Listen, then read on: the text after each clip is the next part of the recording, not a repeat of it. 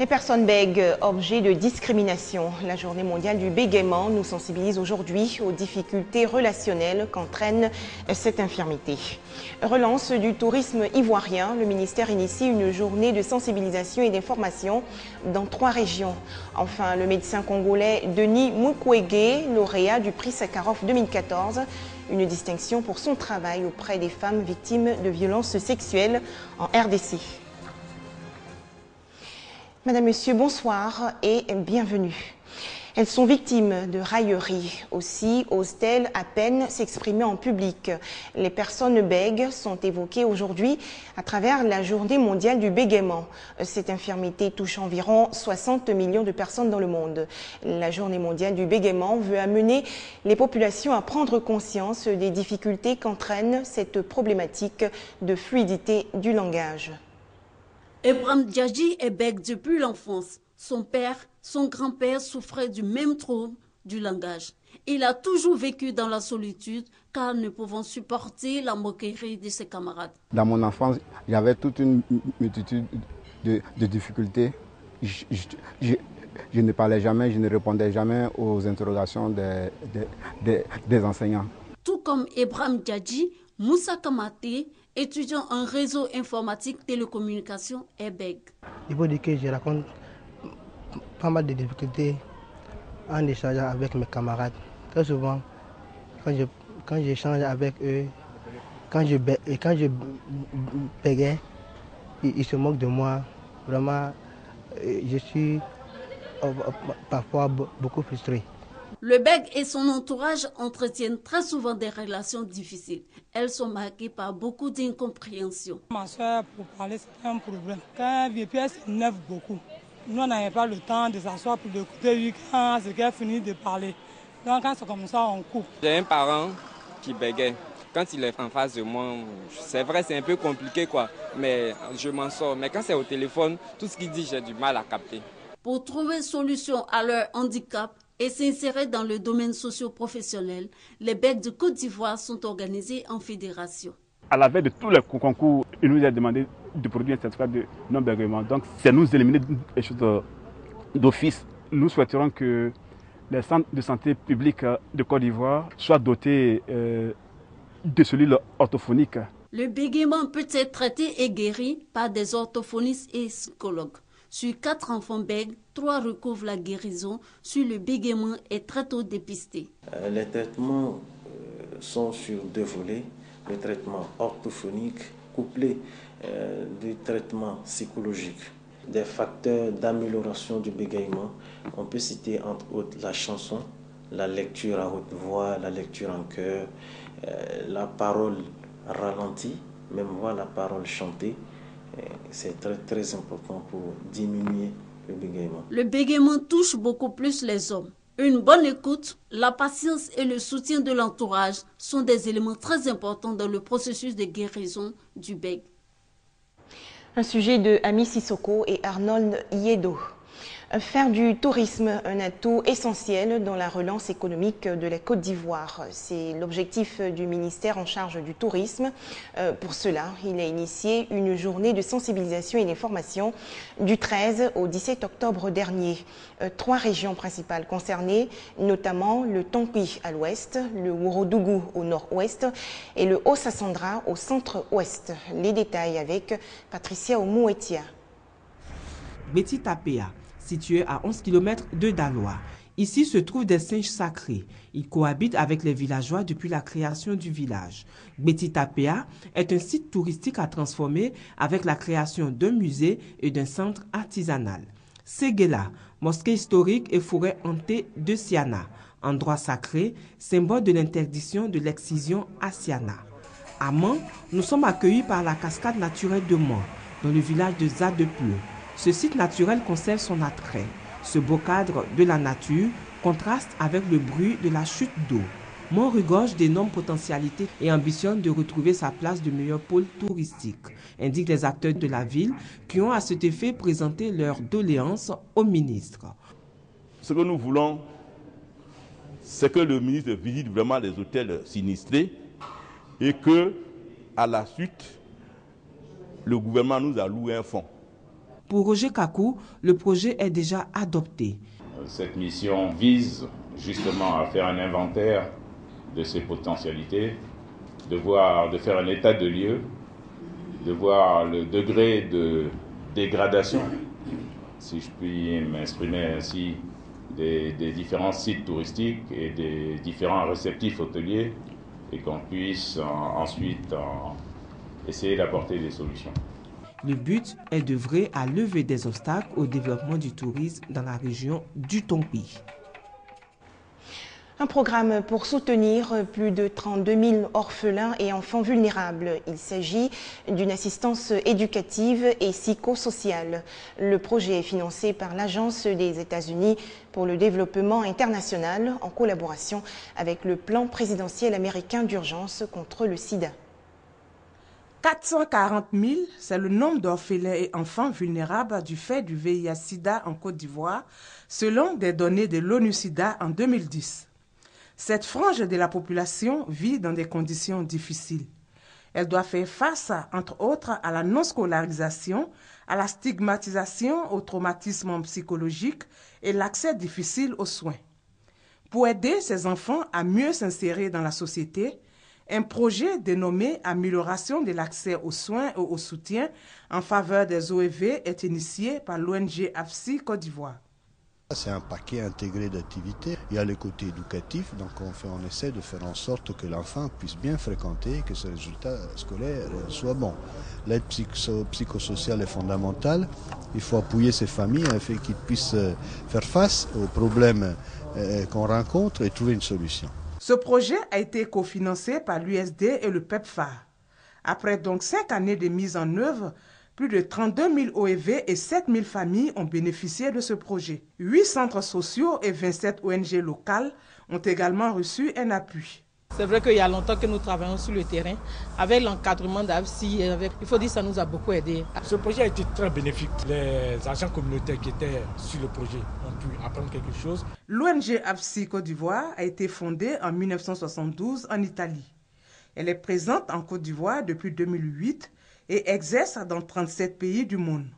Elle intervient principalement dans le domaine socio-éducatif. Des précisions de Grace Kando.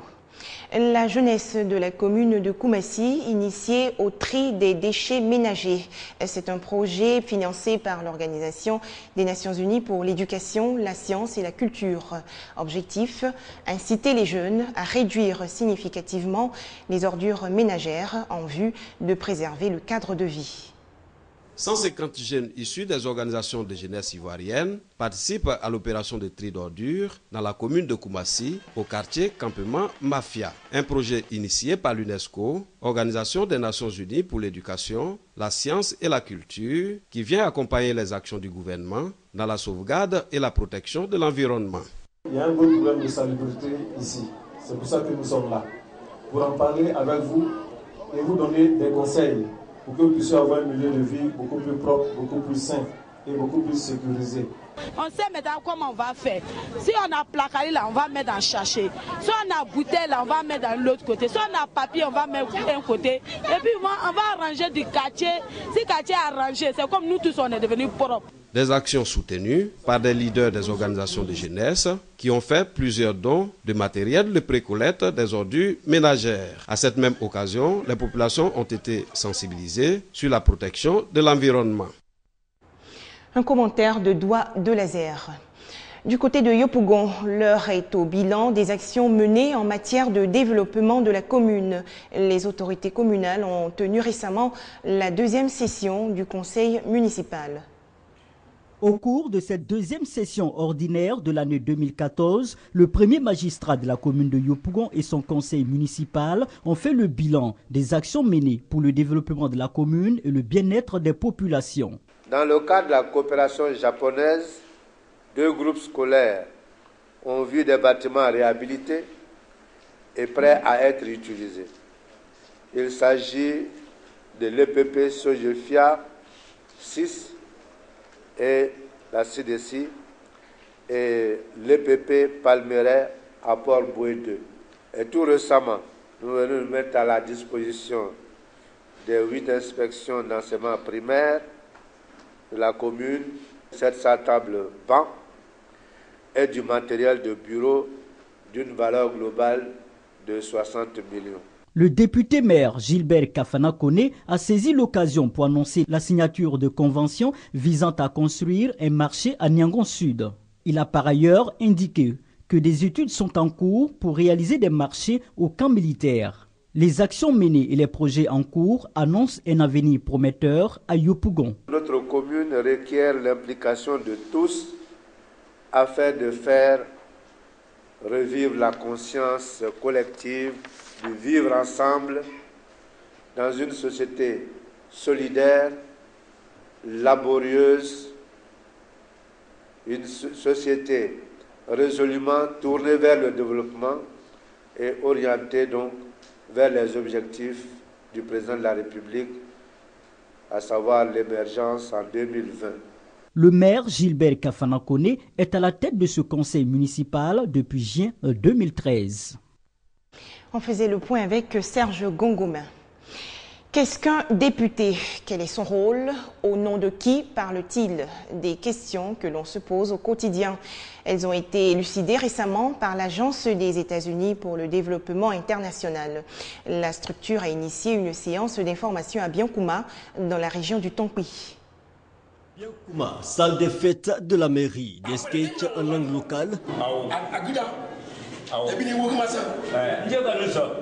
Ce n'est pas une représentation théâtrale ordinaire. Les planches, un des nombreux moyens utilisés pour expliquer la fonction de député aux populations. Séance d'information publique au cours de laquelle des échanges entre élus et peuple ont brisé les barrières. Cette plateforme porteuse de beaucoup d'espoir pour nos parents et pour nous-mêmes.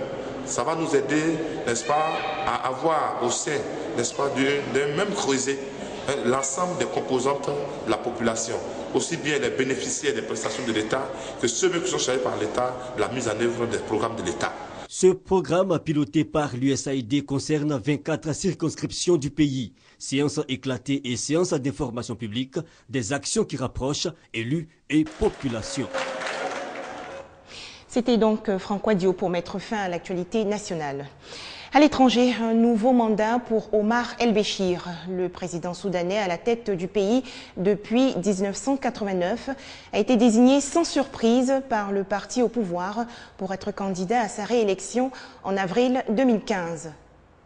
Au Soudan, Omar El-Béchir briguera un nouveau mandat présidentiel en avril 2015. Une annonce des membres de son parti mardi. Omar El-Béchir est arrivé au pouvoir en 1989 après un coup d'État. La Cour pénale internationale entend le juger pour crimes de guerre, crimes contre l'humanité et génocide au Darfour. Le Soudan, coupé en deux en 2011 avec la création du Soudan du Sud, reste instable et marqué par une économie exsangue.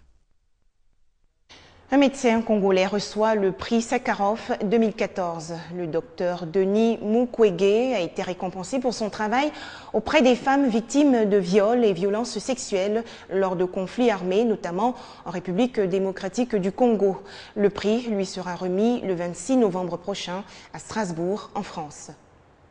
C'est à l'unanimité que le Parlement européen a décerné au docteur Mukwege son prix Sakharov 2014.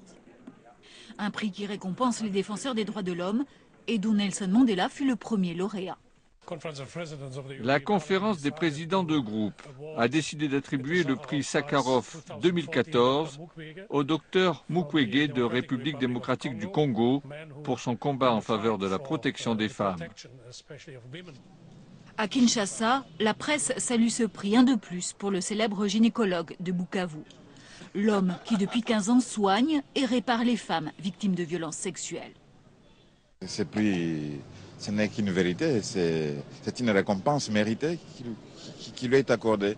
Donc nous les Congolais ne devons qu'en être fiers, et être aussi optimistes qu'il y aura de nouveaux Congolais qui vont botter les pas. Qu'il semble loin le temps où ce fils de pasteur se battait seul, envers et contre tout. Dans sa clinique de Bukavu, il a vu arriver plus de 40 000 femmes, mères, adolescentes, gamines, agressées et atrocement mutilées. Premières victimes des groupes armés qui pullulent dans le Kivu. Ces viols massifs, le docteur Mukwege n'a jamais cessé de les dénoncer, malgré les menaces de mort. Aujourd'hui, son combat est salué dans le monde entier. C'est quelqu'un qui a eu une attention particulière au moment très difficile où les femmes en RDC étaient violées dans les conflits armés. C'est vraiment un couronnement du travail qu'il a fait dans sa vie. Le prix Sakharov sera remis solennellement au Dr Mukwege le 26 novembre prochain à Strasbourg, en France.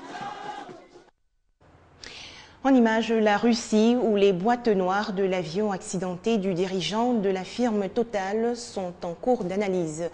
Christophe de Margerie est mort le 20 octobre dernier dans une collision de son avion en phase de décollage avec un chasse-neige. Et voilà ce qu'on a retenu comme information pour vous. On se retrouve demain, 19h30, toujours sur RTI2.